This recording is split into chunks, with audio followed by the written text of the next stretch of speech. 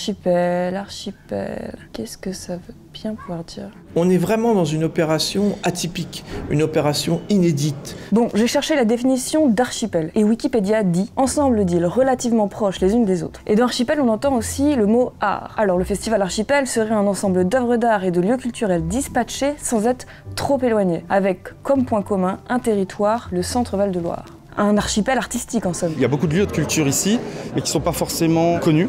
Ce festival va permettre de faire le lien entre tous ces endroits et qu'on voit qu'il y a une vraie régionalité culturelle. Ce festival tisse un lien entre le patrimoine, entre la création, entre les lieux de conservation comme les musées. Si Archipel est un gros coup de projecteur sur la diversité culturelle du territoire, c'est aussi et surtout un partenariat inédit entre la région Centre Val-de-Loire et le Centre Pompidou. En fait, pour la première fois, il y a 28 œuvres du Centre Pompidou qui sont prêtées et exposées dans les différents sites culturels et touristiques des 6 départements de la région. Pour Pompidou, c'était nous dire voilà, la collection est ouverte.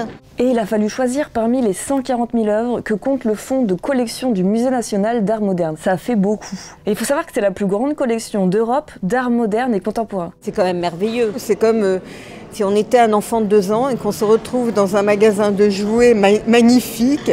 Nous ne sommes pas du tout dans une opération de prêt traditionnel.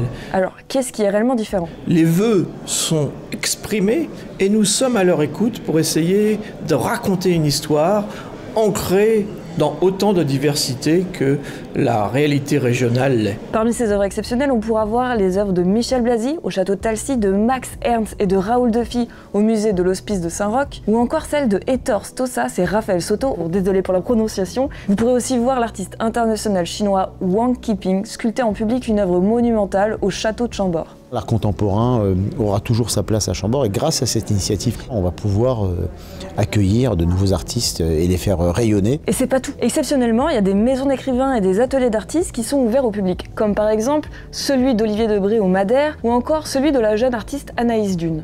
L'atelier, c'est le travail en cours et donc en fait je trouve qu'il y a une intimité qui se crée et même des discussions qui sont de l'ordre du plus intime et en fait je trouve ça très riche. C'est vraiment un endroit que j'aime partager, ouais. Et je suis contente de pouvoir le faire dans ce cadre-là. Et l'avenir alors?